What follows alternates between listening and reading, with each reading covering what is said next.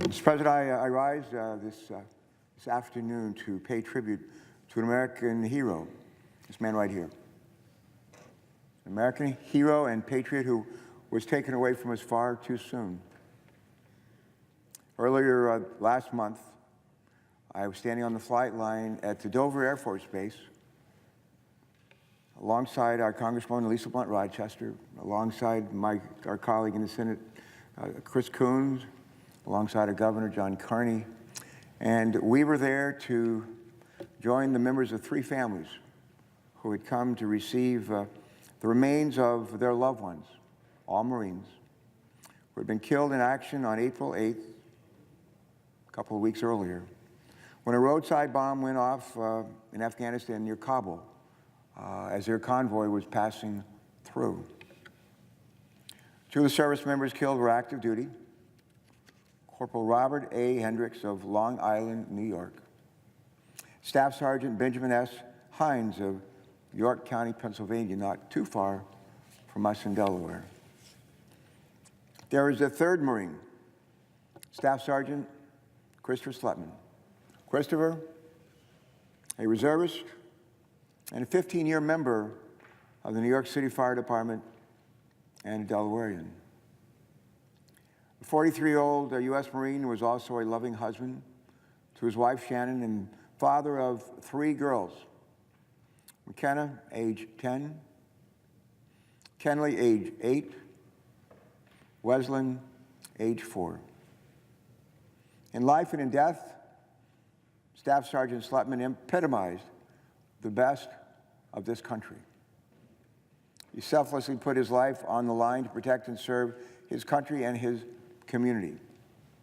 We read in the New Testament these words, and I'll paraphrase them: "No greater love hath a man than his willingness to lay down his life for a friend." These three Marines laid down their lives for our country.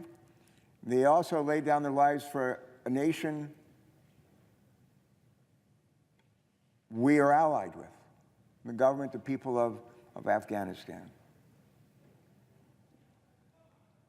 It was Winston Churchill who once said these words. He said, Churchill used to say a lot of memorable things, but one of the most memorable to me as a retired Navy captain is that a reservist is twice a citizen. A reservist is twice a citizen. By that measure, Christopher Slutman was 3 times a citizen. He wore 2 uniforms in service to our nation. One of them was this uniform: Fire Department, 15-year decorated veteran of the New York City Fire Department, and also that of a Staff Sergeant of the United States Marines, serving in the 25th Marine Regiment, 4th Marine Division, and the Marine Force Reserve, which is based in Harrisburg, Pennsylvania. Friends say that Christopher always dreamed, his family calls him Chris. Chris always dreamed of being a firefighter. He grew up in Maryland, graduated from Frederick Douglass High School, where he played football, basketball, and wrestled, and achieved an Eagle Scout status. And as a father of 2 Eagle Scouts, that's quite an achievement. Eventually, he volunteered to the fire departments in Maryland and in Washington, D.C. Most recently, he spent his time between the Bronx and Wilmington, Delaware, where his wife and 3 daughters live full-time.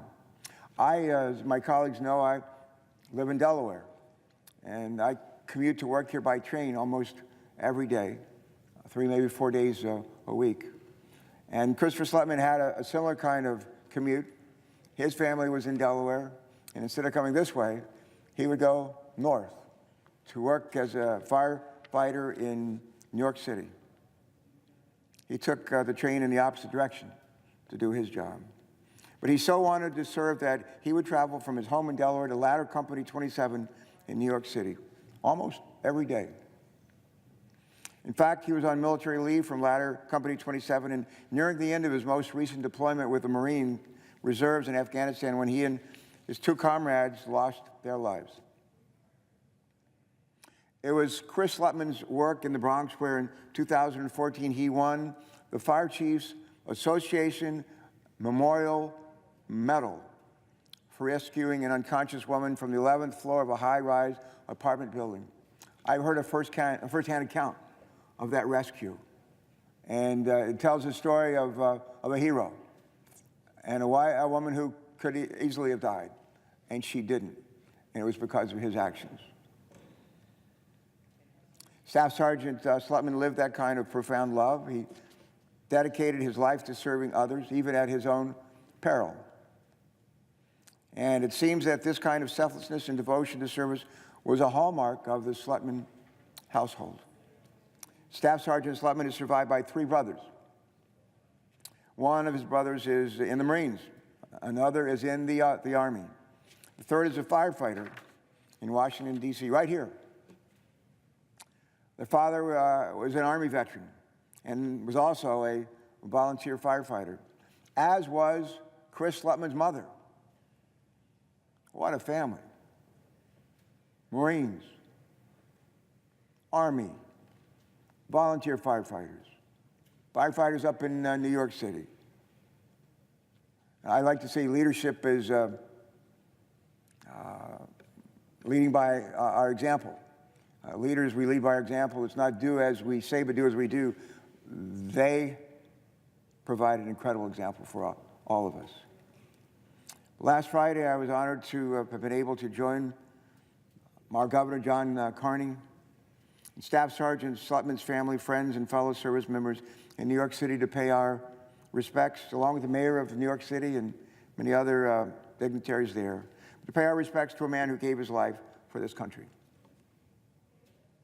The first speaker at his funeral was Marine Sergeant Major Christopher Armstrong, another Christopher, who served alongside his friend Chris for 8 years.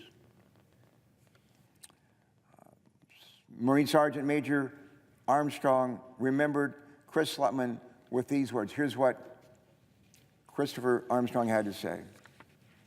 He said, upon joining the unit, I began observing the Marines, who they watched, how they looked at their leaders, and what they said. And he went on to say, there were a small number of men that when they spoke, silence fell.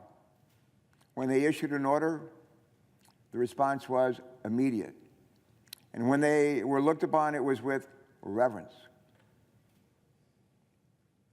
And he went on to say, Christopher Slutman immediately stood out as a leader who was both respected and admired. He did not pound his chest. He did not try to impress or go on about what he was going to do. He just did it. He just did it. Sergeant Major Armstrong continued, he said, Chris Slutman placed his Marines' welfare before his own. Chris never sought credit, but he always gave it. Think about that. That's a good lesson for all of us, even here. Chris Slutman never sought credit. He always gave it to others. Fire Department New York Commissioner Dan Nigro also spoke. And he described Chris Slutman as, quote, the type of American we can all be proud of. He continued, Chris was a protector of those in danger, a defender to those who needed him, a rescuer to those who needed saving, and a leader who demonstrated his valor on every tour of duty, both here and abroad. Those are the words of the Commissioner of the New York City Fire Department. Mr. President, I believe there's a poet named Edgar Guest. I like to be a house guest. Edgar Guest. I think he spent most of his life in Detroit, Michigan. He was oftentimes referred there to as a poet's people's poet. People's poet.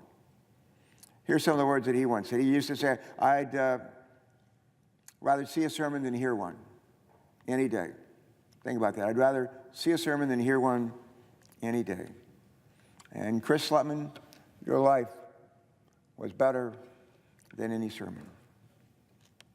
Chris demonstrated the absolute best of our country every day with his heroism and his service to others.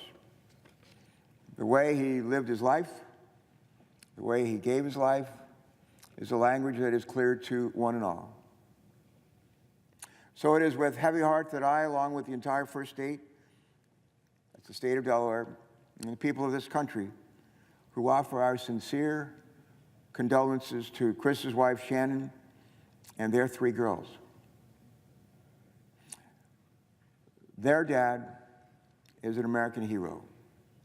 And our congressional delegation and our governor promise you that he won't soon be forgotten, and I know that his legacy lives on in his daughters and his wife, Shannon.